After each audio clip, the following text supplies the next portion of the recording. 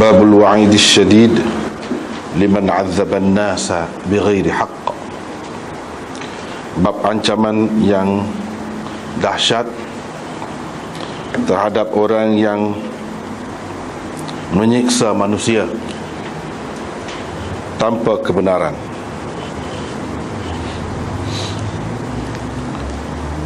Kita sudah baca dah baru ni, terjemah sajalah.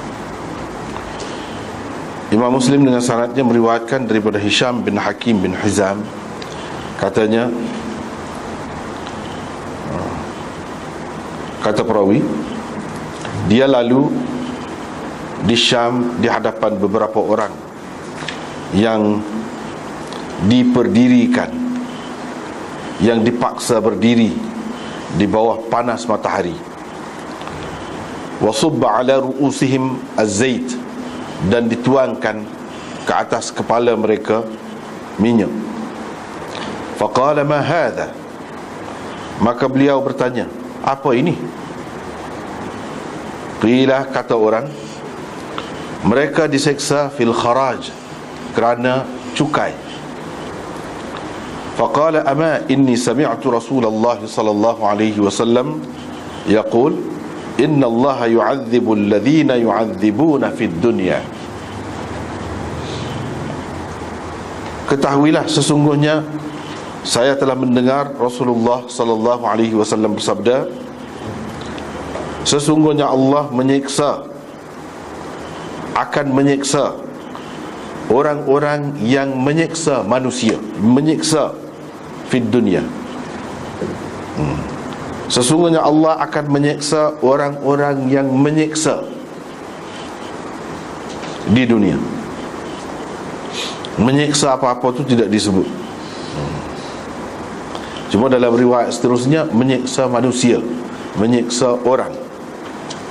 Dalam riwayat asal lagi, iaitu riwayat daripada Abu Usamah daripada Hisham an abihi qala, katanya, Hisham bin Hakim bin Hizam pernah lalu di hadapan beberapa orang petani di Syam yang dipaksa, yang diperdirikan, yang dipaksa berdiri di bawah panas matahari. Faqala ma sya'nuhum, dia pun bertanya, apa hal dengan mereka ini? Kenapa mereka ni begini?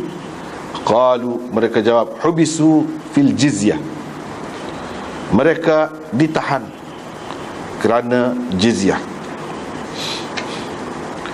Hisham berkata, aku bersaksi.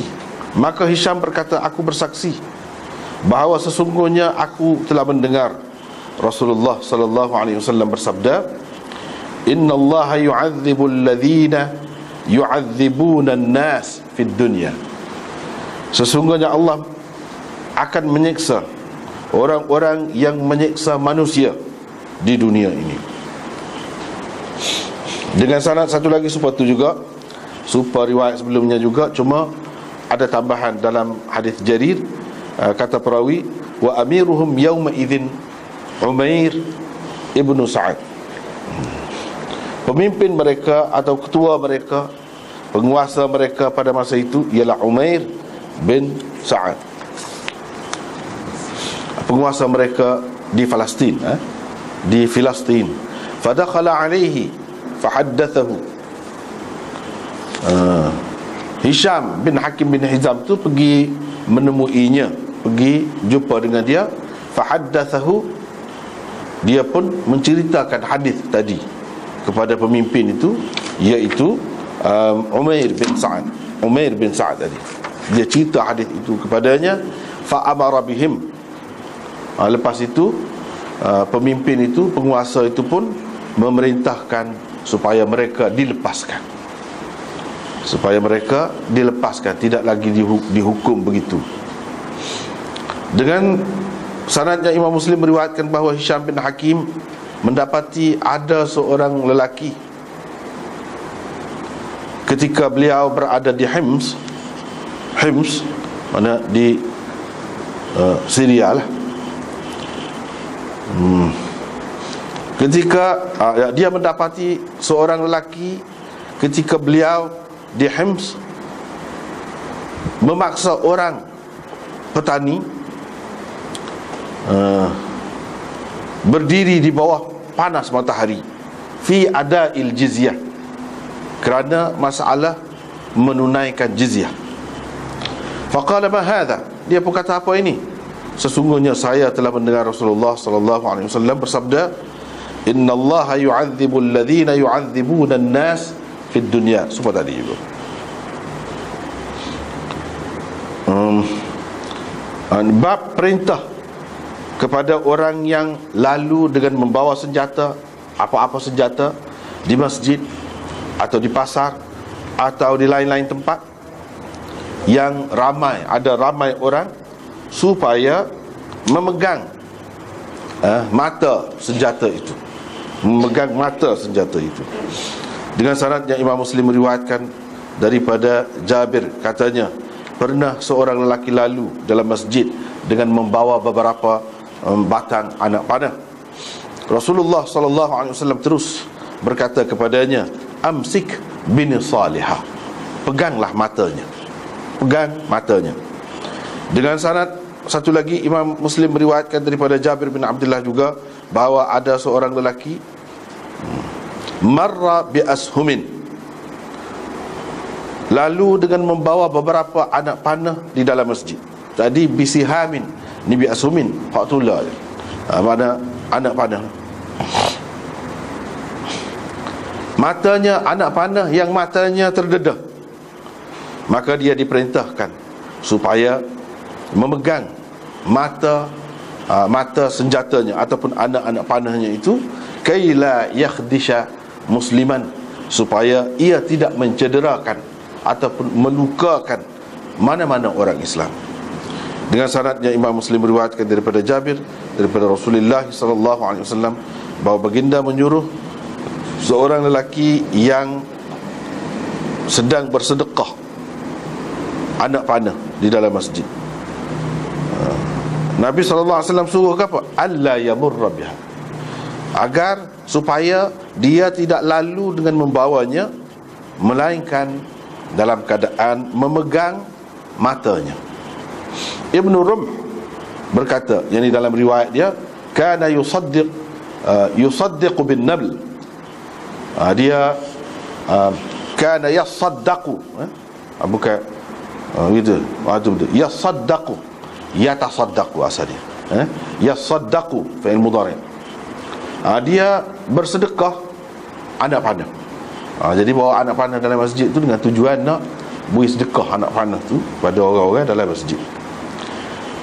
Dengan sanadnya Imam Muslim meriwayatkan daripada Abi Musa bahawa Rasulullah sallallahu alaihi wasallam bersabda, apabila seseorang daripada kamu lalu dalam sesuatu majlis ataupun di pekan, di pasar, sedangkan di tangannya ada anak panah, dia hendaklah memegang matanya. Dia hendaklah memegang matanya. Sekali lagi, dia hendaklah memegang matanya. Jadi kalau thumma beberapa kali itu biasanya diterjemah begitu, dengan makna takkid. Boleh juga kalau dalam bahasa kita kata sekali lagi. No ayat dua kali dah sebut, sekali lagi. Qala faqala Abu Musa, kata perawi, Abu Musa berkata, wallahi ma mutna, demi Allah kita tidak mati sebelum kita menghunuskannya. Sebelum sebahagian daripada kita menghunuskannya di muka sebahagian yang lain. Mana kita ni tidak mati sebelum tu dah tengok keadaan lagu itu berlaku, di mana sesama kita duduk menghunus senjata. Dengan sanad yang Imam Muslim meriwayatkan daripada Abi Musa, daripada Nabi sallallahu alaihi wasallam, baginda bersabda, apabila seseorang daripada kamu lalu atau melintas di dalam masjid kita atau di pasar kita, sedangkan bersamanya ada anak panah, dia hendaklah memegang matanya dengan tangannya, pegang dengan tangannya, dengan tapak tangan, genggam lah. Takut-takut ia mengenai mana-mana orang Islam. Takut-takut ia mengenai mana-mana orang Islam. Atau baginda bersabda, liyaqbid ala nisaliha, dia hendaklah menggenggam mata anak panah. Bab larangan mengisyaratkan senjata kepada seseorang muslim. Ini acu kita kata, mengacukan senjata ke arah seseorang muslim. Dengan sanadnya Imam Muslim meriwayatkan daripada Abu Hurairah, katanya Abul Qasim sallallahu alaihi wasallam bersabda, sesiapa yang mengisyaratkan kepada saudaranya dengan sesuatu yang tajam, mengacukan sesuatu yang tajam, maka malaikat melaknatnya sehinggalah dia berhenti ataupun meninggalkannya. Walaupun orang yang diacunya senjata itu saudara seibu sebapanya. Dengan sanadnya supaya tu juga, satu lagi itu supaya tu juga hadisnya, lafaznya pun sama. Seterusnya Imam Muslim meriwayatkan daripada Hammam bin Munabbih, katanya hadza ma haddatsana Abu Hurairah. Ini hadis ini ialah yang Abu Hurairah ceritakan kepada kami dari Rasulullah sallallahu alaihi wasallam. Lalu beliau menyebutkan beberapa hadis, antaranya Rasulullah sallallahu alaihi wasallam bersabda, la yushiru ahadukum, tidak boleh seseorang daripada kamu mengacukan kepada saudaranya senjata, kerana dia tidak tahu. Kerana dia tidak tahu, boleh jadi syaitan melucutkannya dari tangannya, dan dengan itu terjerumuslah dia ke dalam gaung neraka. Ini bab kelebihan menghilangkan al-adha anit tariq, menghilangkan sesuatu yang menyakiti, sesuatu yang mengganggu di jalan.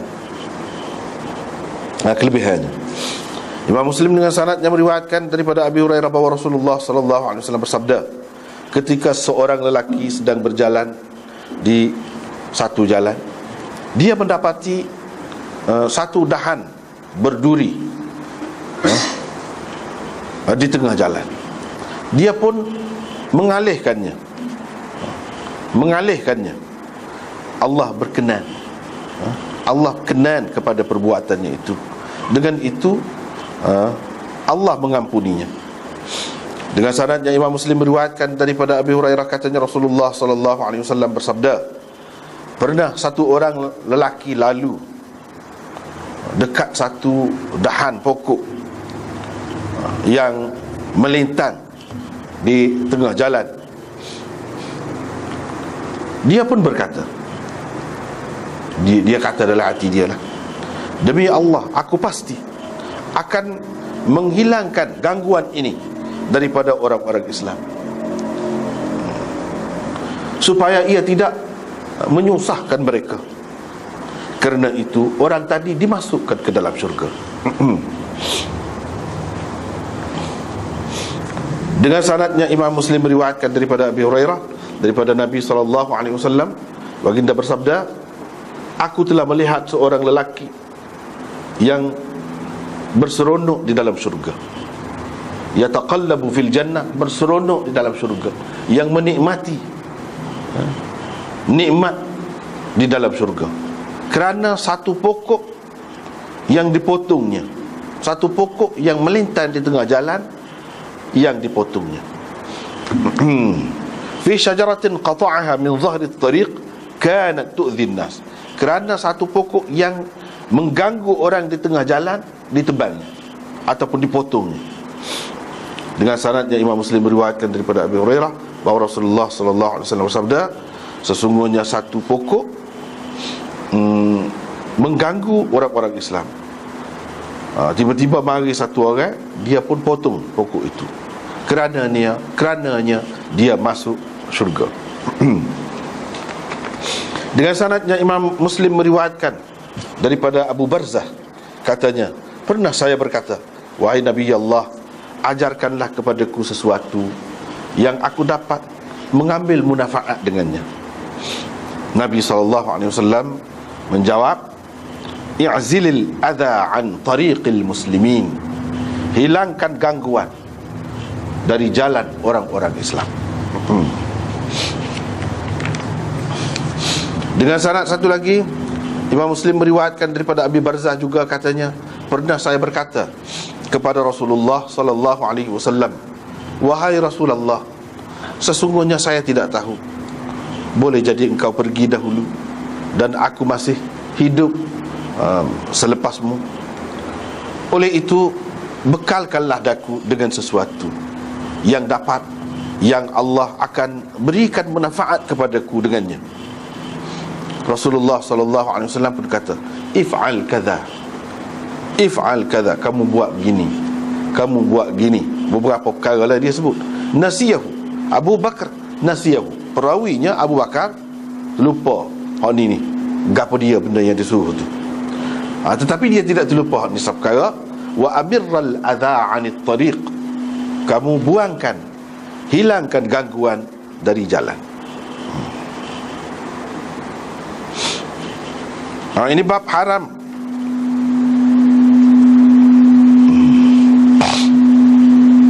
Haram menyeksa kucing dan seumpamanya, dan binatang-binatang seumpamanya yang tidak mengganggu, yang tidak menyakiti.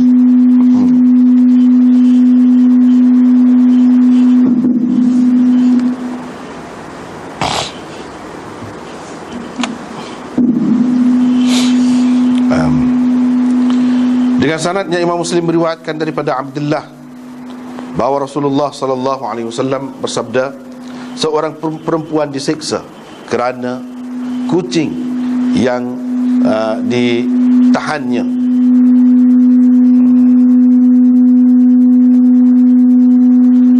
Kerana seekor kucing yang dipenjaranya, yang ditahannya sampai mati. Kerana itu dia masuk neraka. Tidak dia memberi makan kepadanya, tidak juga memberi minum kepadanya. Ketika dia menahannya, tidak juga dia membiarkannya memakan binatang-binatang yang melata di bumi. Dengan sanad yang Imam Muslim meriwayatkan daripada Ibn Umar, daripada Nabi SAW, sama dengan hadis Juwairiyah tadi. Seterusnya riwayat daripada Ibn Umar lagi, katanya Rasulullah SAW bersabda, seorang perempuan telah diseksa ataupun diseksa kerana seekor kucing yang diikatnya. Dia tidak memberi makan dan tidak memberi minum kepadanya. Tidak juga dia membiarkannya memakan binatang-binatang yang melata di bumi. Dengan sanadnya Imam Muslim meriwayatkan daripada Abi Hurairah, sama seperti riwayat sebelum pada ni. Seterusnya riwayat daripada Hammam bin Munabbih, katanya, hadza ma haddatsana Abu Hurairah an Rasulillah sallallahu alaihi wasallam. Lalu disebutnya beberapa hadis, antaranya Rasulullah sallallahu alaihi wasallam bersabda, seorang perempuan masuk neraka kerana seekor kucingnya, atau kerana seekor kucing yang ditambak, diikatnya. Tidak dia memberi makan kepadanya, tidak juga dilepaskannya. Untuk kucing itu dapat makan binatang-binatang yang melata di bumi, sehingga kucing itu mati kerana kurus, mati kekurusan, mati kerana lapar lah. Di sini maksud hazlan tu kurus. Apa kita tengok semula. Ni tak boleh buat nyaya kat orang. Tak boleh buat nyaya kat orang. Orang yang buat nyaya kat orang, Allah SWT akan seksa dia. Seksa orang, dia seksa orang, Allah SWT akan seksa dia di akhirat nanti, dalam apa bentuk sekalipun. Kecualilah kalau seksaan itu yang dibenarkan oleh Allah. Sebab itulah Imam Nawawi bubuh dalam tajuk tu, bighairi haq, tanpa kebenaran.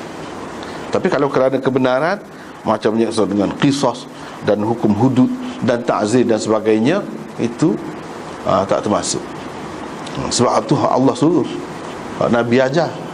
Tapi kalau selain daripada itu, tidak sepatutnya dihukum begitu, tiba-tiba dihukum, maka Allah SWT akan menghukum orang itu di akhirat nanti. Jadi benda ni termasuk di dalam dosa besar, termasuk dalam dosa besar. Sebab kalau diseksa di akhirat, itu tanda, salah satu tanda kalau kita baca dalam hadis, dia royak ada hukumannya di akhirat. Itu dosa besar. Ataupun malaikat laknat, ataupun ada hukuman had kerana perbuatan itu, kena kisah kau gapo, cailah tu dosa besar. Itulah tanda-tanda dosa besar.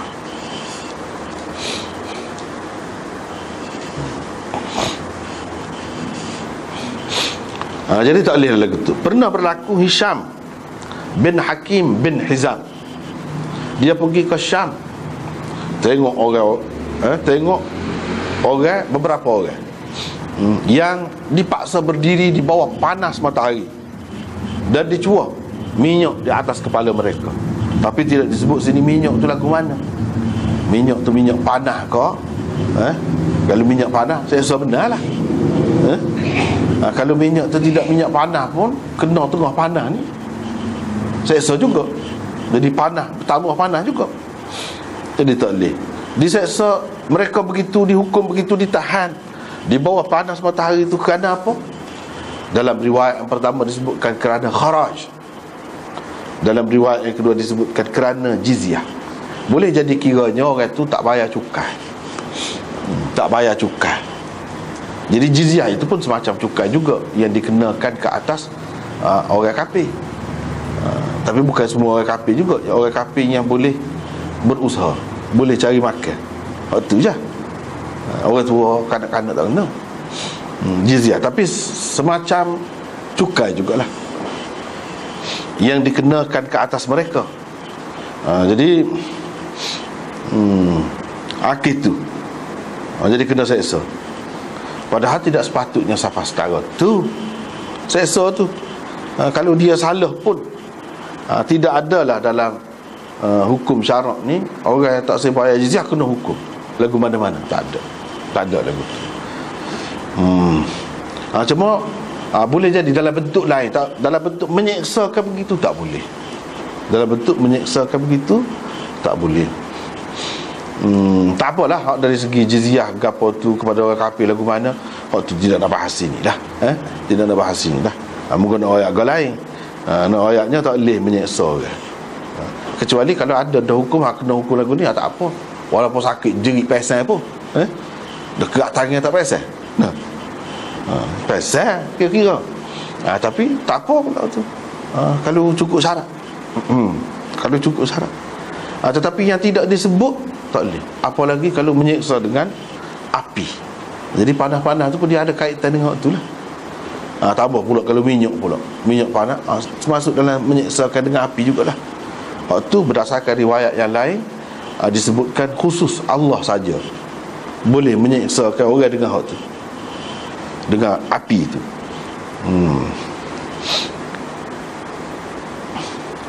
Jadi dalam riwayat asal lagi tu, pada ketika tu di sana yang menjadi pemimpin mereka ialah Umair bin Sa'ad. Umair bin Sa'ad. Jadi dalam syarah Imam Nawawi ni dia sebut Umair bin Sa'ad bin Umair Al-Ansari Al-Ausi, daripada puak-puak Bani Amr bin Auf. Sayyidina Umar melantik dia menjadi gubernur di mana? Di Hims. Itulah cerita. Jadi dia menyeksa orang. Tapi bila Hisham bin Hakim bin Hizam, Hisham tu sahabat. Hakim ayah dia tu sahabat juga. Jadi kedua-dua ni, dua beranak ni, Hakim dan Hisham anaknya, kedua-dua tu sahabat. Jadi bila dia tengok gitu, dia pun pergi jumpa lah. Sebab zaman dulu, zaman Nabi SAW, zaman sahabat dulu, sahabat-sahabat ni orang hormat sangat, orang gerung, orang takut orang dengar lah. Kalau dia kata dia pergi mana-mana pun bunyi ya sahabat mereka. Kalau dia tegur senyap lalu, pemimpin setara mana. Tu kesannya dalam masyarakat Islam. Padahal Hisham tu tidaklah orang sebisa mana, tapi tak dia pergi jumpa dengan tu, dia pun royak. barulah pemimpin itu suruh perintahkan supaya dia lepas seksa. Jadi apa dia seksa kita? Mungkin dia tidak tahu. Jadi pemimpin, kalau pemimpin hak kedia paklon ini, kau tidak tahu. Kau tidak tahu hukum agama, dia bagi pula dah, bagi pula ni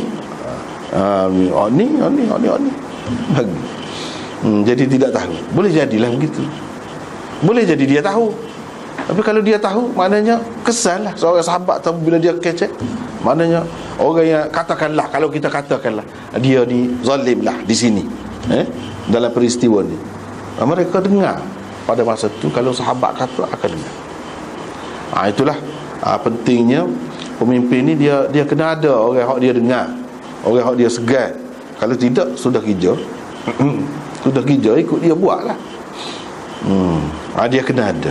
Jadi orang yang tidak ada pangkat, tidak ada jawatan, tidak ada kuasa ke apa-apa, kalaulah dia tu seorang yang lebih, dan salah satu ukuran lebih atau tidak lebih zaman tu, sahabat saja pada ada lebih lah tu. Jadi mereka akan dengar, akan dengar. Jadi kalau berkait dengan hak kita lah ni, lebih kurang tu juga, iaitu apa ya sahabat tu dihormati, disegani sampai begitu sekali, didengar pendapat dia, sebab dia tahu, dia ada ilmu pula daripada Rasulullah sallallahu alaihi wasallam. Jadi pemimpin-pemimpin kita sekarang ni, dia akan jadi baik, insya-Allah akan selamat diri dia kalau dia dengar orang agama royak. Cuma masalahnya kadang-kadang orang agama ni tu pemimpin tu dia tak akan royak kalau pemimpin tu tak suruh. Itu penyakit lah pulaknya. Kalau tidak begitu, memang bagus. Kalaulah pemimpin tu dia dengar, tak apalah dia jahil, tak apa. Boleh kira lagi, boleh terima lagi. Islam ni kata muka luah, tidak kata mudah, tak boleh. Asalkan dia terima, tak apa dah. Sebab itulah kita tengok di mana-mana dalam sejarah Islam, berapa banyak raja-raja yang jahil, pemerintah-pemerintah yang jahil, tapi dia terima juga, tapi dia dengan syarat. Kalau selagi ada hak tu, akan selamat, akan tak apa. Kalau tidak, diri dia sendiri itu bahaya, diri dia sendiri. Sebab dia dalam Islam ni, merintah ni, akibat dia bukan dalam dunia ni saja, akhirat tu tak tahan, hak tu tak boleh lepas, hak tu. Jadi kalau orang tegur, dia kena terima kasih sepatutnya, sebab menyelamatkan dia. Jangan pula pemimpin ni kalau ditegur dia marah, jadi orang tak boleh tegur dia lah semula lagu tu. J pula, kena J pula dah kalau tegur. Lagi lah tak patut. Jadi takutlah orang, dia kena hak degil benar baru berani. Kalau bos sikit-sikit tu kena sekali, dak lah, pakai dak lah. Jadi siapa yang rugi? Semua rugi. Bukan pemimpin tu untung dia buat lagu tu, dak juga. Dia kena sesat. Kalau dia faham hak tu, sesat. Masalahnya tidak ada ketakwaan itu, tidak ada beriman sengoti itu. Beriman tu, beriman kata orang Islam, tapi beriman sengoti itu dengan arti kalau sebut Quran, sebut hadis, takut, nak ikut. Hak tu kurang. Kalau ada hak tu padan dah, tak apa dah. Nabi SAW bukan jenis daripada awal lagi, daripada asal lagi. Tidak kata bila merintah dia nak hantar orang dia, biar biar hak pemerintah dahulu tu mesti kena lucut jawatan. Tak mesti lah gitu. Berapa banyak negeri zaman Nabi yang jatuh ke tangan Islam, dan pemimpin dia masuk Islam, Nabi pun dia terus pemerintah. Tidak kata nak berkuasa, yang pentingnya nak sampai Islam. Itu cara Nabi SAW merintah. Tidak kata nak tukar semata-mata, tidak. Jadi riwayat Hafsah lagi akhir ni super tu juga. Cuma orang-orang tu siapa dia? Iaitu orang-orang Nam tu maknanya petani. Petani. Kisnya jizyah lah. Tidak mahu bayar ke, ataupun lewat ke, ataupun macam-macam lah. Menggelapkan jizyah ke, boleh jadi menipu ke, boleh jadilah. Jadi dia kata hak ni, hak saya dengar, hak ni saya dengar Rasulullah sallallahu alaihi wasallam sendiri kata, iaitu sesungguhnya Allah akan menyeksa orang yang menyeksa manusia di dunia. Manusia, dia tidak kata orang Islam. Hak saat ni tak bayar jizyah, jadi tentu dah tidak Islam lah. Kalau Islam jizyah apanya? Maknanya buat nyaya kat orang tak boleh. Tidak nanti Islam. Kafir pun tak boleh. Orang kafir pun tak boleh buat nyaya. Kena jaga molek. Jadi lepas tu kita kata dah kenakan jizyah tu tak nyaya. Tak nyaya. Jizyah ni sebenarnya tu kita kena royak molek ke orang kafir tu. Kalau tidak dia jadi takut lah. Tak ada pasal-pasal. Kerana silap kita tu royak. Jizyah ni sebenarnya dikenakan sebab kita kata tadi lah, hanya kepada orang-orang yang ada mata pencarian dia. Kadang-kadang orang tua, hak sakit, orang apa, tak. Ahli agama, padri, tok sami ke apa, tak kena hak tu. Dan hak tu, ini pun dikenakan ni kerana dia bebas daripada tanggungjawab memelihara negara. Tu. Kalau dia nak pergi juga supaya dengan orang Islam, dia pun nak duduk juga di perbatasan negara, nak perang, nak gapo, tak payah bayar jizyah. Tu sebenarnya tak payah bayar jizyah. Orang Islam zakat kena beri sama. Dia gapo, dia jadi gapo, tak cara zakat kena beri sama. Hak ni tidak sama. Hak ni ramai orang kafir tak faham. Sebab apa? Sebab orang hak mengajar tu sendiri tak faham juga. Dia tak tahu ceritanya gitu. Jadi duk nak cokar kena kafir, cokar kepala. Jadi kena bayar sesoalnya semua. Dak. Itu pun maknanya dia tak payah jadi askar. Jadi askar ni mati. Boleh jadi mati. Dalam Islam, orang kafir, warga negara zimmi, maksudnya kafir zimmi, dia boleh jadi askar pun.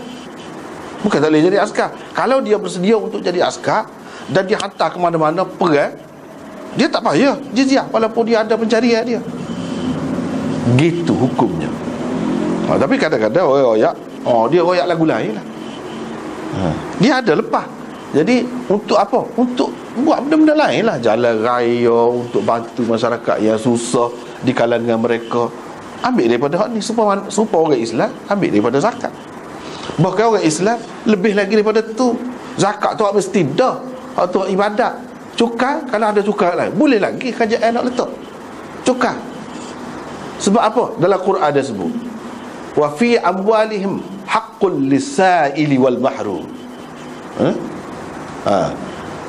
Apa ni? Dalam hadis Nabi SAW ada sebut, inna lil mali zakatan siwa, inna lil mali apa ni dia sebut, siwa zakat, maknanya begitu. Inna lil mali la haqqan siwa zakat. Dalam harta seseorang tu ada lagi hak orang lain selain daripada zakat. Inna lil mal la haqqan siwa zakat. Dalam harta seseorang manusia tu ada lagi hak orang lain selain daripada zakat. Bermakna orang Islam hak zakat tu kena dah. Tapi kalau kerajaan memikirkan perlu lagi kena cukai, tak padan lagi dengan hak tu. Sebab cukai ni, hak kita kata zakat tu dia ada asnaf dia, sekat tu je, sekitar tu je. Kalau cukai ni hak lebih umum lagi untuk kepentingan masyarakat, dia boleh kenakan, boleh letakkan. Makna orang Islamnya lebih berat lagi. Tak ada penganiayaan terhadap orang kafir. Orang kafir hanya jizyah je, mana dia kena zakat? Tak kena. Jadi kita jangan menakut-nakutkan orang kafir. Kalau kita nak bawa ajaran Islam, nak bawa pemerintahan Islam, jangan menakut-nakutkan. Ini kena royak ni benda. Orang kafir lagi ringan. Tapi kalau tak kena royak, dia merasa dia berat. Kita buat nyaya ke dia. Padahal dia duduk dalam kerajaan mana-mana pun kena cukai sepuluh dolar juga. Ni bunyi nama lain, bunyi jizyah agama pun sopa je. Sopa dengan lain juga. Bahkan lebih ringan lagi jizyah ni daripada cukai-cukai yang lain. Lebih ringan lagi. Tak ada langsung jadi susah, jadi beban kepada orang ramai, kepada orang kafir. Jadi di sini tak boleh buat nyaya kepada manusia. Tak kira manusia tu siapa.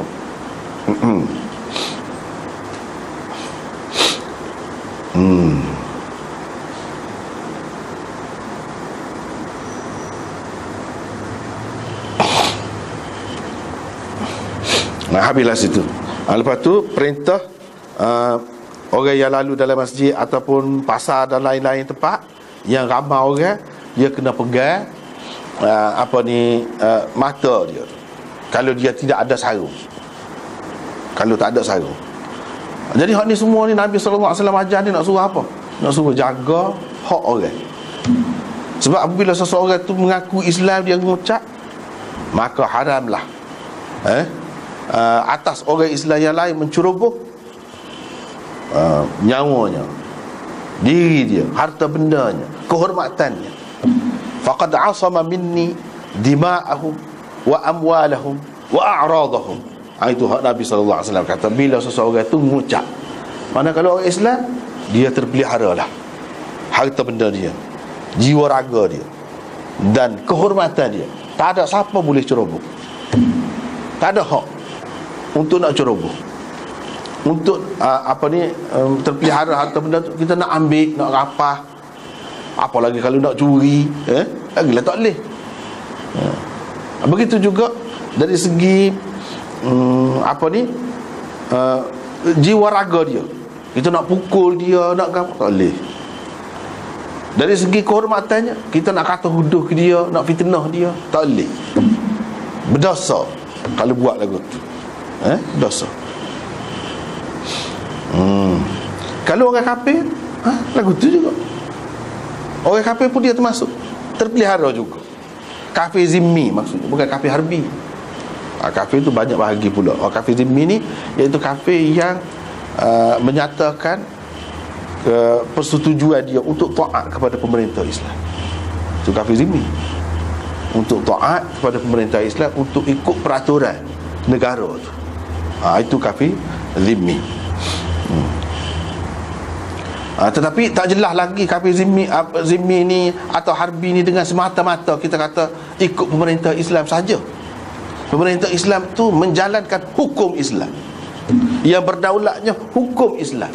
Lepas tu dia bersedia nak terima hak tu, taat atas hak tu. Bukan semata-mata pemimpin Islam, tapi undang-undang dia tu undang-undang lain, tidak Islam. Kalau hak tu tak dapat kita tentu lagi kafir tu hak mana sebenarnya harbi, hak mana zimmi. Sebab boleh jadi hak zimmi tu kalau rayak, hak zimmi pada masa tu kalau rayak hak Islam sebenarnya dia tak sah, dia jadi harbi. Boleh jadi. Sebab tu kita kena faham benda ni. Ramai orang dia tak faham. Dia ingat ikut kerajaan saja, ikut pemerintah Islam saja, hak tu zimmi selalu. Dak dia berkait dengan hukum Islam.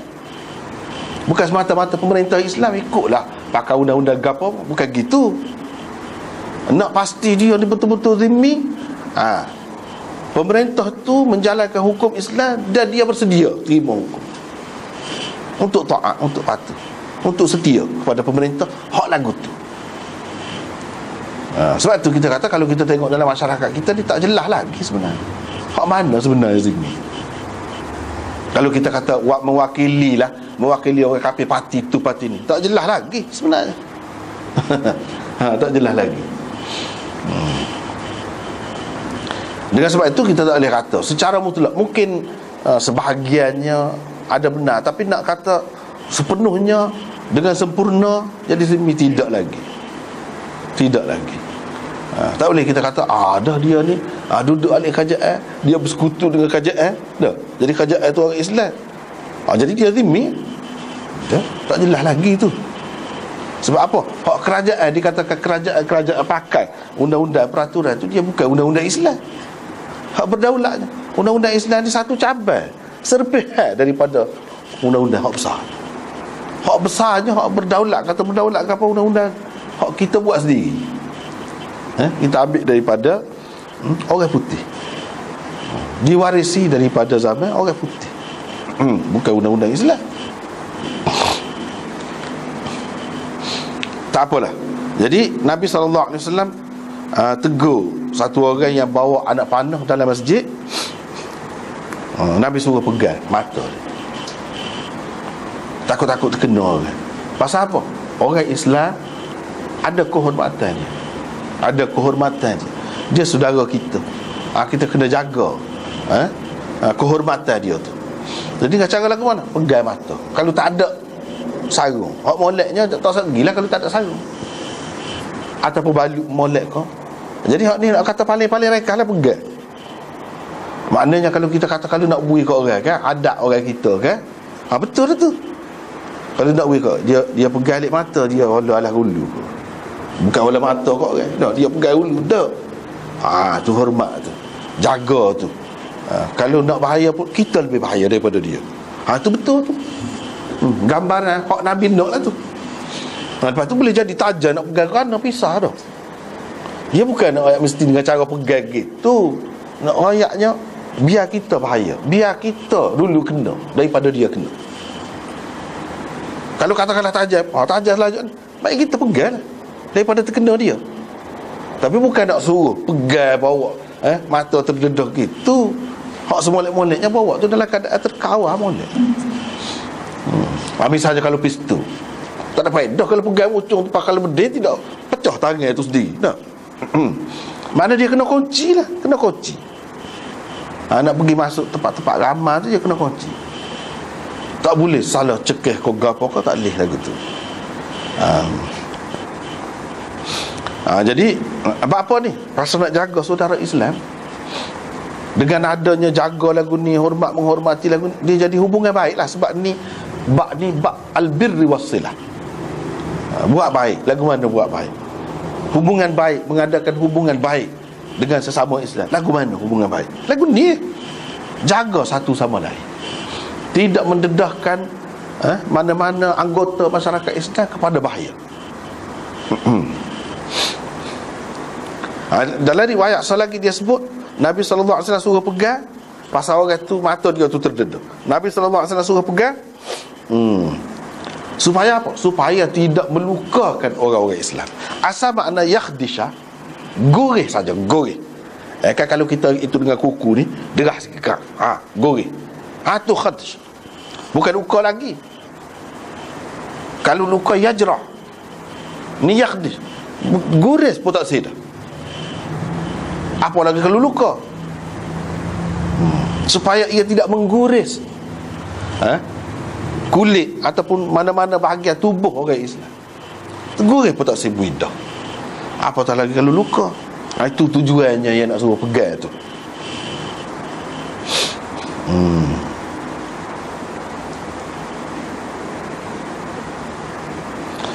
Jadi hak ni kita hak ni ada dalam hadis, hak tidak ada dalam hadis banyak lain-lain lagi.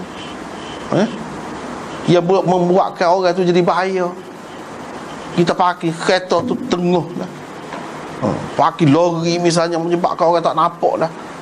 Kita tidak letak tak apa nama ni, baiki lampu signal kau gapo kau. Bahaya pula kau tu. Lebih lagi daripada goreng ni kalau kena. Lebih lagi daripada ni. Ataupun kalau kita ada kebun tepi jalan tu, kalau orang duk lalu semua, kalau jatuh monyo atas kepala orang lagu mana? Baik kita tebal ambil umbuk tu buat gula dah. Baik lagi. Patut dengan kita ada mikir, satunya boleh makan sedap. Yang keduanya selamat orang lalu kot. Ni kita kira kalau boleh nak biar banyak lagi tanah, takut orang lagat taruh kita. Besar sangat taruh. Tak lari. Kalau kita nak jual panggil tu, kayak ukur tu, mari ukur, masuk juga tu, masuk dalam tanah. Tanah demo makan ni. Betul lah. Sementara tu orang nak lalu, yang lalu dah boleh pahala kita. Tapi kadang-kadang orang kita ni benda lagu tu jadi kesibuk. Benda lagu tu jadi sibuk. Tak boleh nak kebajikan sikit. Tak boleh. Padahal dia nak guna gapo pun, nak tanda gapo sangat. Aduh, tapi enggak makan pakai jalan. Nak lalu pun susah. Jadi hak ni walaupun dia dalam bentuk ni, dalam bentuk anak panah, tapi luah boleh gitu. Dia bukan khusus anak panah saja. Pistol pun yolah, senapan pun yolah, bank kau ataupun lori tengah jalan kita parking tak kena kau, tak ada signal. Ya Allah belaka asal bahaya orang Islam. Tidak khusus dalam masjid. Masjid lebih-lebih lagi lah. Sebab tu ya sebut masjid. Sebab orang nak pergi buat ibadat, orang nak pergi dapat ketenangan. Tiba-tiba jadi gitu pula. Tiba-tiba jadi sedih pula, jadi luka pula. Tak sesuai. Kalau di tempat lain pun berdasarkan riwayat-riwayat sebut di sini, di pasar atau tempat-tempat lain, Menunjukkan umum. Tidak khusus dengan masjid saja.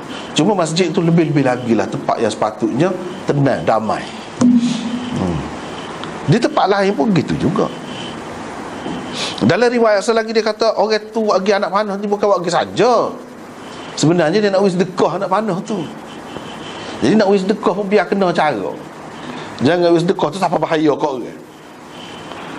Dan sedekah ni tidak nanti pitih, tidak nanti berah. Bedih pun sedekah juga. Boleh juga sedekah.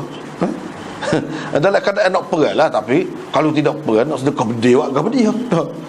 Dalam keadaan perang tidak aman, boleh. Dalam masjid pun, di tempat suci pun boleh benda lagu tu. Sebab apa? Walaupun kita nak perang tu bunuh orang, tetapi kerana agama. Jadi tak apa. Dalam masjid tidak kata sedekah-sedekah ni jamu makan orang dalam masjid saja. Tak. Apa-apa yang perlu macam di sini. Dia nak buat sedekah dalam masjid. Tapi sementara kata nak buat sedekah, jadi tak kira lah. Tak boleh, kena ambil kira juga peraturan tu.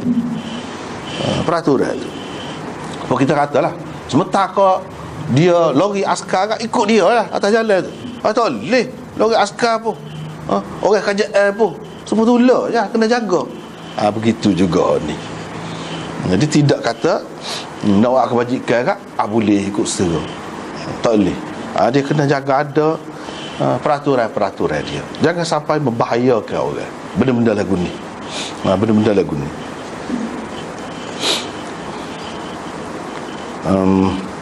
Lepas tu asal lagi dia kata kalau seseorang tu lalu di mana-mana majlis ataupun di mana-mana pasar, di tangan dia tu ada anak panah, dia kena pegang 3 kali nama tu. Kena pegang mula. Mana kalau nak pergi tempat lagu tu kat kira-kiranya kena bubur dalam sarung dah. Tu senang. Bubur dalam sarung. Apabila sudah dalam sarung tu tak perlu lah pegang mata dia. Tu tak perlulah. Suruh pegang mata saat ni tu nak beringat. Nak beringat, takut-takut terkena. Tapi kalau sudah ada sarung, selamatlah. Tak apa dah.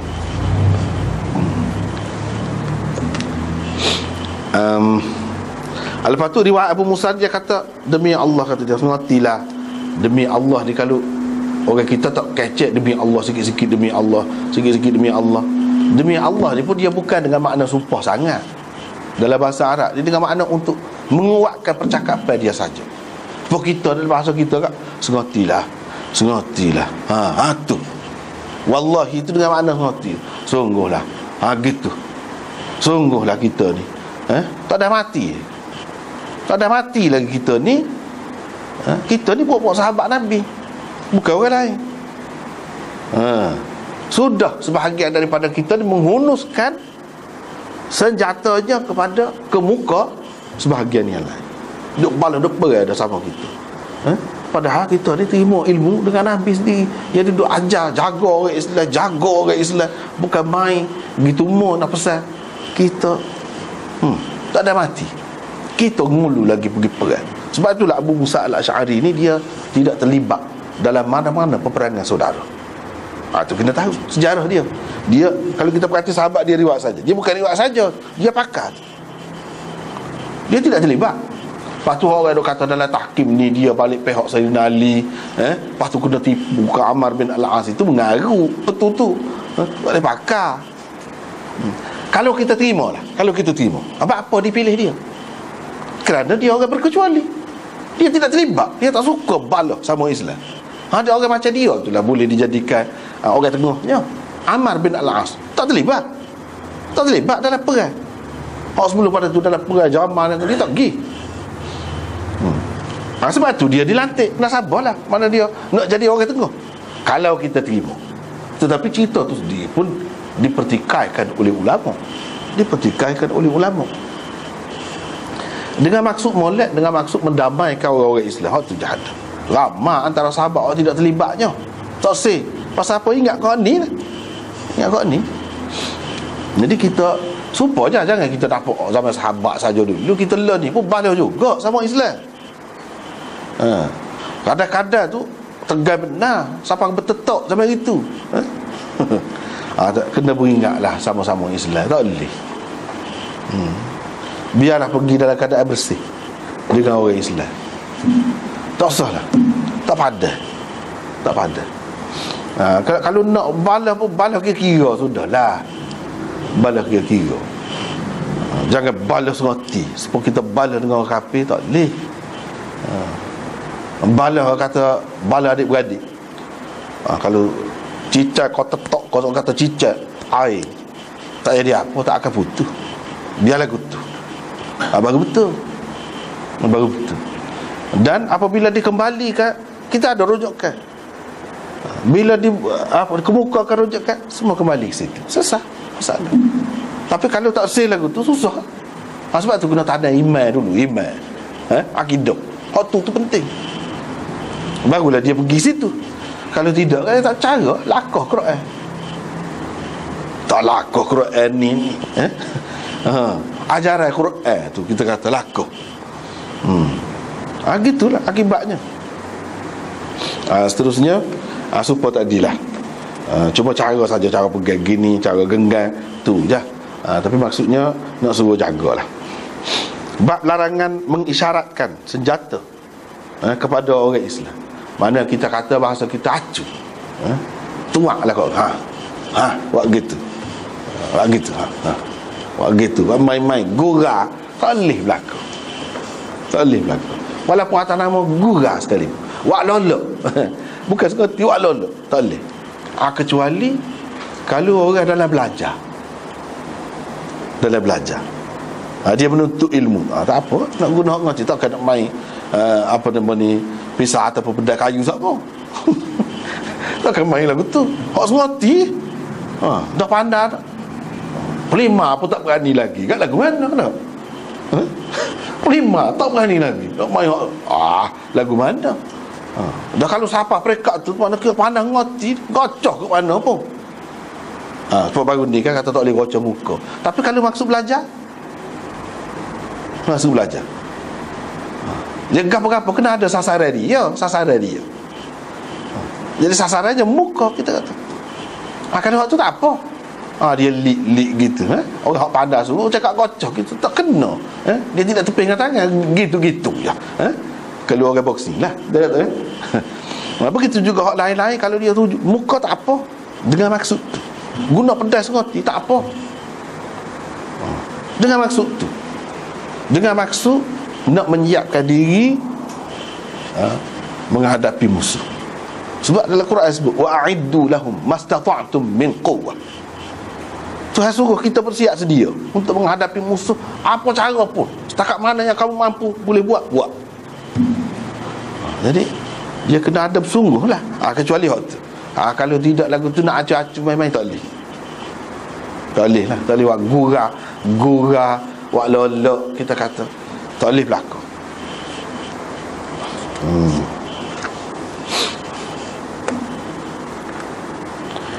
Jadi Abu Hurairah kata Abul Qasim, iaitu kunyah kepada Nabi SAW.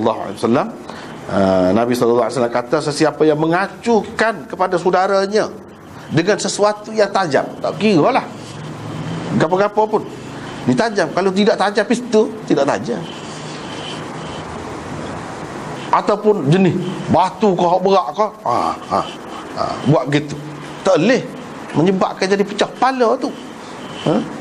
Tak boleh buat gurau. So betul. Cuma dia royak sini hak biasanya benda lagu tu lah. Tapi tidaklah kata terhak setakat tu saja. Jadi kalau dia duduk buat gitu, malaikat melaknatnya. Kita duduk naknya, malaikat istighfar untuk kita, malaikat doa untuk kita. Kalau malaikat laknat, biarlah dia dijauh daripada rahmat Allah. Biarlah dia tu tak ada dosa, Tuhan terima lalu. Itu nak royak. Dia tidak kata orang laknat. Kalau orang laknat, kalau dia pun berpalut dengan dosa, boleh jadi Tuhan tak terima. Tapi kalau malaikat laknat di mana doa, biar Tuhan murka dia, biar Tuhan jauhkan dia daripada rahmat. Mana orang lagu tu tidak layak mendapat rahmat Allah. Siapa setara tu? Jadi tak boleh. Sehinggalah dia meninggalkannya. Kalau selagi tak berhenti, kena laknat sama. Kena laknat sama. Walaupun saudara seibu sebapaknya. Apa dia kata lagu tu, saudara seibu sebapaknya? Mama saudara seibu sebapak takkanlah nak buat ngerti. Itu sebab tu dia buat contoh ni. Tak boleh. Orang lain boleh jadi acu-acu jadi sengoti. Tapi kalau adik-adik ibu sebapa ni dok gurau sengoti. Bukan gurau je. Lagu tu pun tak boleh. Apatah lagi orang lain. Adik-adik ibu sebapa dia akan kata, acu-acu gitu. Dia takkan nak buat, kita takkan nak tinggal ngoti.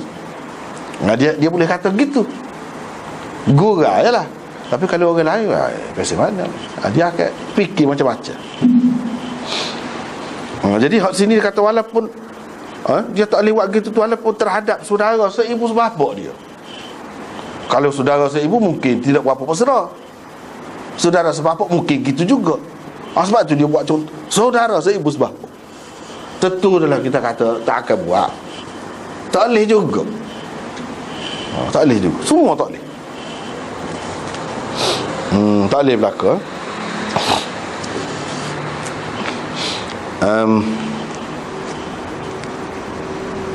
Imam Nawawi kata dalam hadis ini terdapat penekanan tentang haramnya, tentang kehormatan, penekanan tentang kehormatan orang Islam, dan larangan yang bersungguh-sungguh daripada menakut-nakutkan, mengancam, mengugu, mendedahkan orang Islam kepada bahaya. Tak boleh. Haram perbuatan seumpama itu.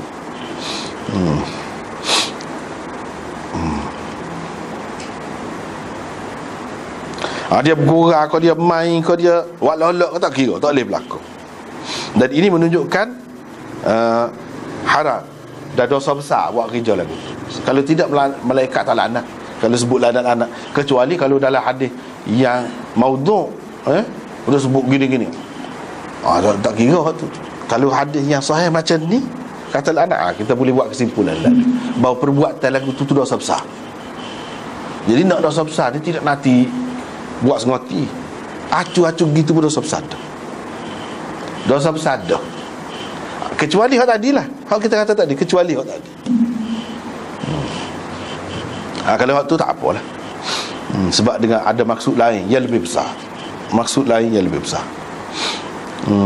Yang Nabi SAW tak bui itu sebab apa? Sebab kita tak tahu. Kita tidak tahu. Kita olok-olok gitu, syaitan pun tepuh. Kita tak nampak. Syaitan pun bui jadi licin kau, tarik kau, bui jadi kena. Kita tak nampak. Tapi dari segi hukumnya, pandangan orang ramai kata kita lah buat. Sebab syaitan tu tak nampak. Boleh jadi syaitan bui jadi tergelincir, terlepas. Dia jadi buka tangan kita.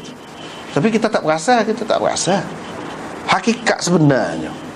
Jadi kalau kita katakanlah caralah, kita kata lah ni, kata dia adalah bunuh. Saya sok Tuhan tunjuk, dia sebenarnya tidak nak lagu. Yang menyebabkan jadi kena ni, dia ni. Tunjuklah saya sok. Dia ni tu siapa? Syaitan. Kita boleh tengoklah. Dalam dunia ni mungkin lah. Dia kata dia tidak, tak ada niat tu, semua tipu. Orang tak percaya. Susah lah jadi. Jadi dah larang dah, tiba-tiba buat juga. Tahu dah syaitan tu boleh buat benda macam tadi. Boleh melucutkan anak panah ataupun bedan dan seumpamanya daripada tangan dia tu, sehingga terkena sudah. Dah tahu dah. Apa yang buat gurau? Ke mana-mana salah juga. Bila terkena, menyebabkan dia ni terjerumus ke dalam gaung neraka. So pula, mana benda ni benda besar ni. Benda besar. Kalau acu-acu tu tak kena lagi tu laknat. Kalau kena, kena neraka. Masuk ke dalam neraka. Kalau kena. Jadi semua ni menunjukkan mengacu senjata dosa besar. Kalau tak kena pun, dia kena laknat. Kalau kena, masuk neraka. Tak kira Islam, tak kira. Orang Islam ni kira ni. Jadi orang kafir tu suku, orang Islam. Jadi tak boleh lah. Dengan sebab tu tak boleh nak mengacu-ngacu senjata, tak boleh main-main.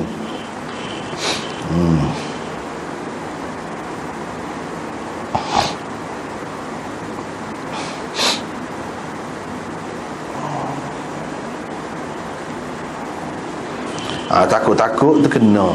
Kalau zaman lah ni kat pistol lah, takut-takut cekeh kena. Padan lah, kena kan. Habislah situ.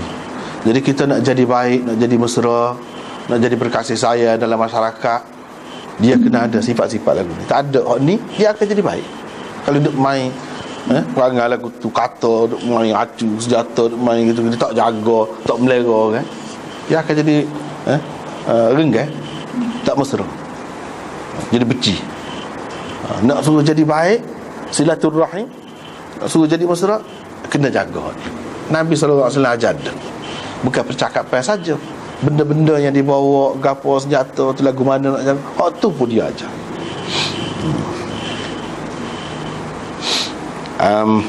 Seterusnya, kelebihan menghilangkan gangguan atau sesuatu yang menyakiti, menyusahkan orang di tengah jalan.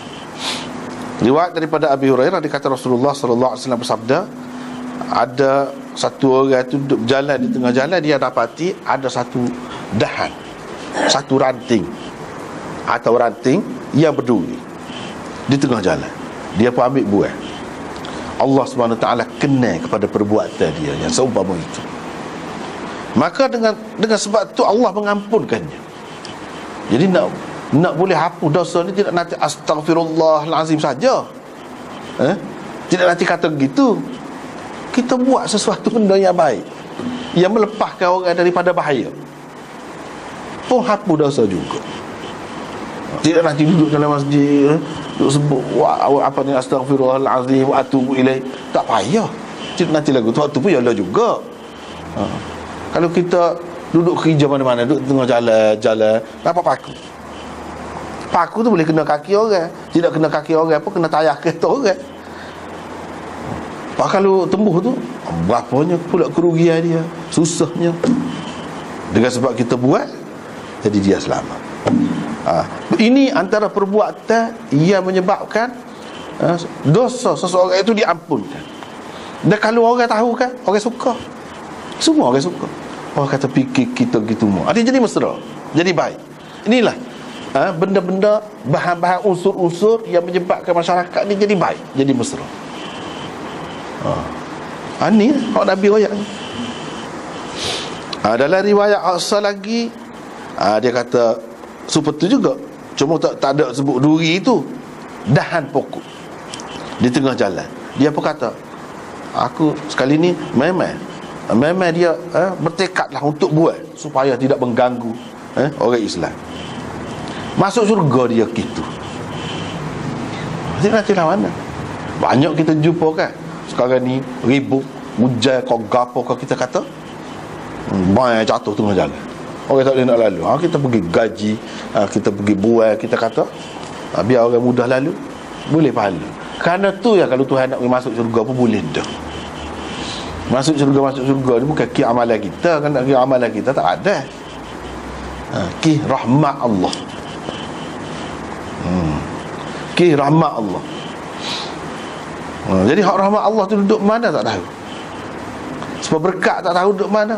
Ada berkat tak duduk mana tak tahu. Hak tu dia sifat. Dia saja yang tahu. Sepuluh anak, hak mana hak lebih, hak mana paling baik sekali untuk kita, untuk masyarakat, tak tahu. Tak tahu. Jadi dengan sebab itulah kita cara support je. Kalau tahu, biasanya manusia tidak begitu, dia akan lebih lah. Hak lebih, hak akan banyak berbakti kepada dia. Jadi Tuhan sifat belakang, tak boleh tahu. Nak suruh, beri support. Beri support. Jadi hak ni pun kita tak tahu. Mana? Jangan kira benda kecil tu kita tak boleh masuk syurga. Jangan. Kecil setengah mana pun kita tak tahu. Takut situ hak Tuhan kena. Tuhan kena kita tu. Mari fikir. Tidak nanti lah mana. Jadi benda ni tidak nanti orang alim, tidak nanti orang kaya boleh buat. Sebab tu Islam ni mudah. Dia menarik.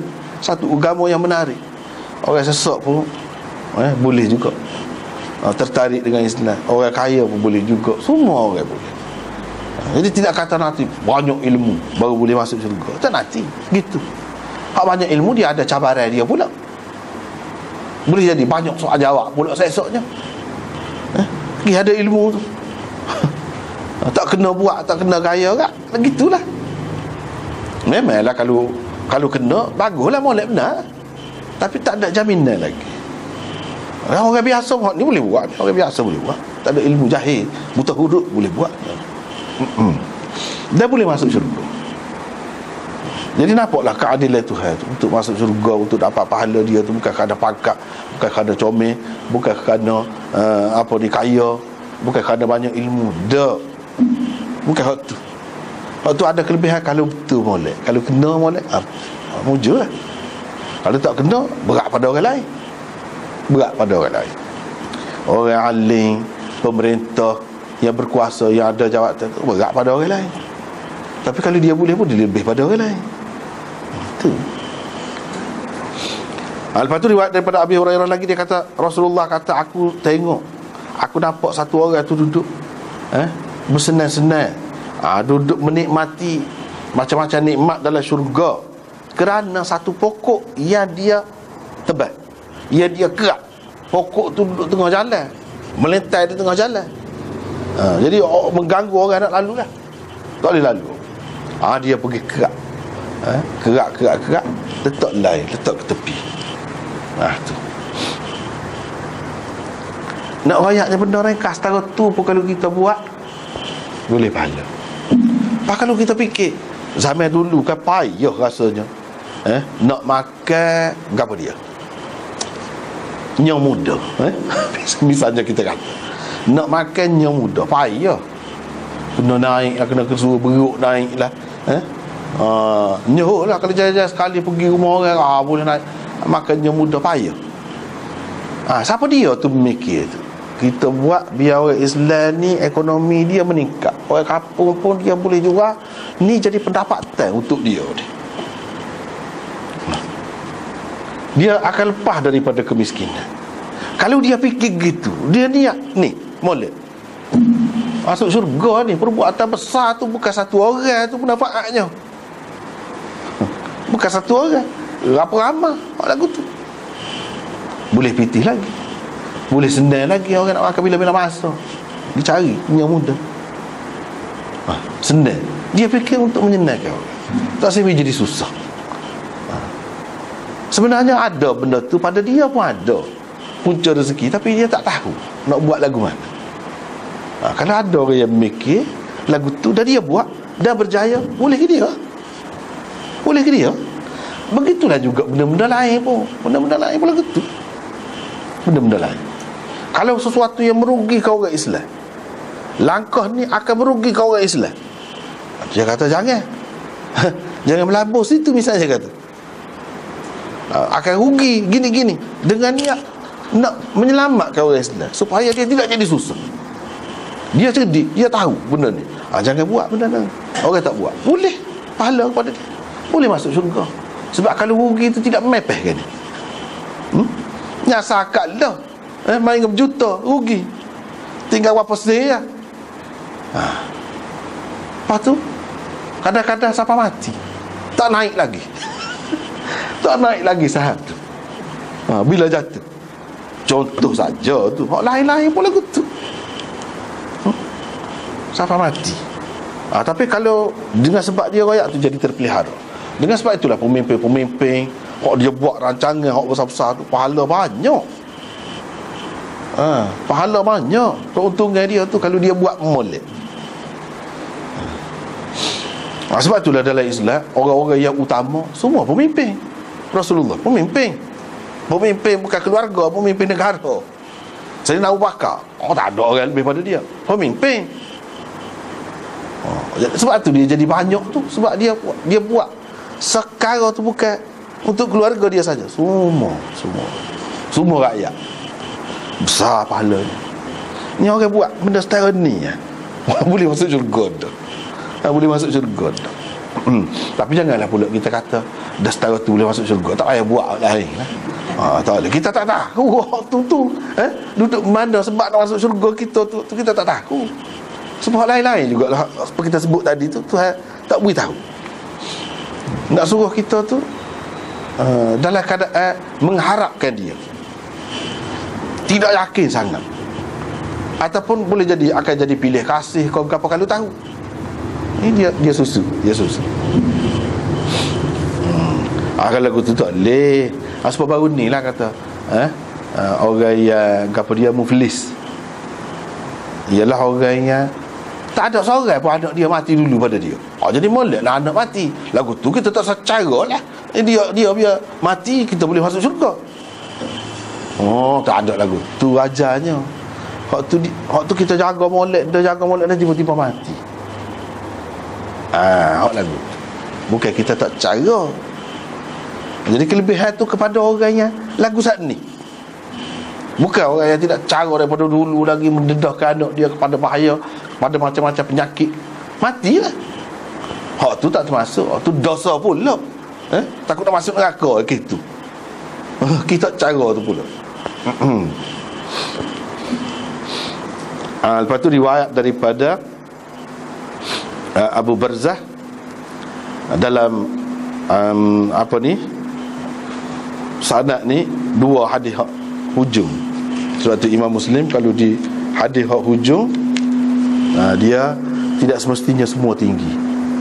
Ada kalanya hadis itu bermasalah dan dipertikaikan, ataupun perawi dia tu tidak disepakati tentang kethiqahannya, ataupun kebaikan, ketinggian kedudukannya tidak disepakati. Itu masuklah dua riwayat ni. Yang pertamanya Aban bin Sam'ah. Aban bin Sam'ah ni dalam Muslim ni pun sini saya ada dia. Sini ada. Imam Bukhari tak ambil dalam Sahih Bukhari. Cuma dia ambil riwayat dia ni di dalam Al-Adabul Mufrad saja. Sebab apa? Di akhir hayat dia ni fikiran dia je bercelaru, jadi celaru. Jadi tak sedap lah.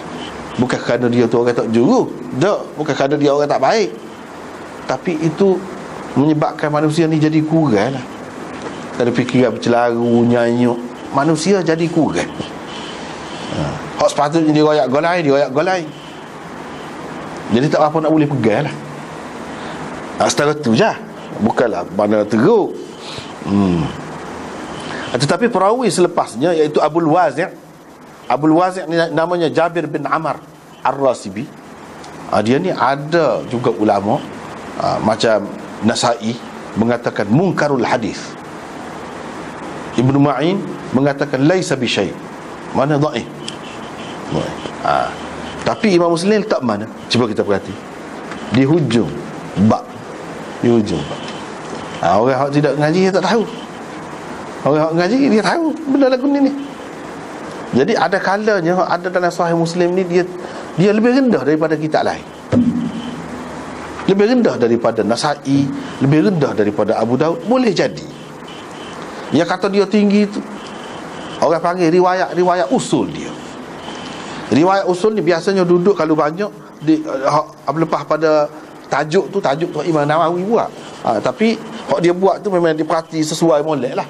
Kalau kita perhati pun memang gitu. Ni tajuk Imam Nawawi lah kau buat. Tapi hak ujung hak rata-rata bawah bab mula-mula 2-3 hadis tu, hak tu orang panggil riwayat usul. Hak tu lah yang dikatakan syarat dia ketat tu, lepas bawah sikit pada Bukhari ya. Tetapi kalau hak ujung-ujung ni dah, bukan semua kita kata hak ujung tu makna tidak tinggi kedudukannya. Dah. Tapi ada. Pada banyak juga tempat. Misalnya hak ni. Sebelum pada ni pun sebut dah. Kita jumpa kan. Sebut dah. Tetapi dengan adanya kekurangan sedikit begini, tidak menjejaskan hadis ni. Bukan semua ulama kata gitu. Ada ulama yang kata dia thiqah, dia boleh dipercayai, ada juga. Tetapi bukan semua sepakat. Hak kata perawi-perawi Bukhari dan Muslim hak tinggi ni yang disepakati semua tokoh-tokoh ulama rijal kata kakak ni lagu tu berlaku, hak tu hak tinggi. Tapi kalau ada orang-orang besar juga kata dia ni gini-gini, tidak sepakat, hak tu dia tengoklah hadis Abu Daud. Bukan hak semua sepakat, hak semua perawi-perawi tokoh-tokoh ilmu rijal tu akad tangan gini, dia lebih hak tu. Boleh jadi lebih lagi daripada hak ni, tentu dah lebih daripada hak ni. Begitulah. Abu Barzah kata, saya kata, wahai Nabi Allah, ajarkanlah kepada saya sesuatu yang saya boleh ambil manfaat. Dia minta Nabi ajar. Nabi SAW pun kata, mu buat benda-benda yang mengganggu orang-orang Islam di jalan mereka. Jalan mereka, jalan hari-hari ni pun ialah juga jalan kehidupan mereka. Dalam hidup ni pun kena ada jalan juga. Ada gangguan dalam perjalanan hidup ni pun susah juga. Yang boleh buat hak tu menghilangkan gangguan tu, biasanya ahli ilmu. Gangguan dalam kehidupan, menentukan halau tuju hidup. Pemimpin negara, demo tu boleh buat. Hak ni, hak nyata ni, gangguan tengah jalan. Hak tu memang orang biasa boleh buat. Orang biasa boleh buat. Kita tengok, jangan pula kita deki. Kita tengok ahli ilmu tak tubik rumah, tak cara ke orang, tak pergi gotong royong. Misalnya kita kata pemimpin negara pun tak pergi juga.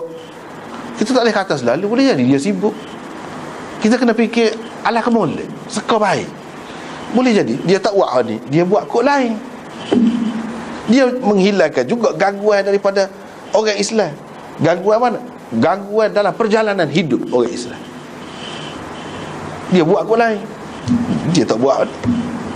Jangan kita gaduh nak kata kau orang. Tak boleh. Bahkan kita kena seka baik. Dia buat cara dia, kita tak boleh buat apa dia. Kalau dia beri peluang kepada dia pun, kalau dia beri peluang, mari ngajar sini, ngajar saya Muslim, misalnya kita boleh? Tak boleh. Boleh peluang. Ni spekar kita tolong buka.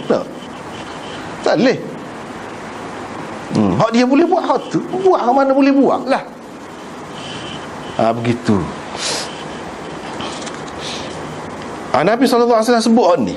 Tetapi adha an tariqil muslimin tu jangan kita pada spek muka Nabi ni kecek ni, Nabi ni kecek ni. Bawa pada Quran sedikit, bawa pada Quran sedikit, wahyu juga dia kecek tu. Jadi jangan kita sempitkan dia kecek tu supaya orang biasa kecek. Jadi kalau dia kata kamu hilangkanlah gangguan daripada jalan orang-orang Islam, jangan kita ingat jalan raya, jalan kampung, lorong tepi rumah kita. Jangan ingat itu saja. Jalan ni banyak. Jalan kehidupan tu lebih luas lagi. Lebih banyak lagi perlu kepada panduan. Kalau sepuluh Imam Bukhari, Imam Muslim ni kita nak eret dia pergi gotong royong dah. Padai lagu tu. Dia buat banyak mana ni kau kita ni pakelon ni duk guna ni. Untuk bersih jalan kita lah, jalan kehidupan kita. Itulah kerja dia ni. Jadi kalau dia tak buat, hak kita buat tak apa. Masing-masing buat kadar hak dia boleh. Tapi orang lain, orang hak tak ada ilmu tak boleh masuk syurga ke? Kadar tolong boleh. Ni dia buat hak dia boleh buat. Hak jalan sengoti, ada paku ke, ada duri ke, ada apa kan dia buat, boleh masuk syurga ke? Tidak nanti ahli ilmu, tidak nanti pemimpin. Hak tu.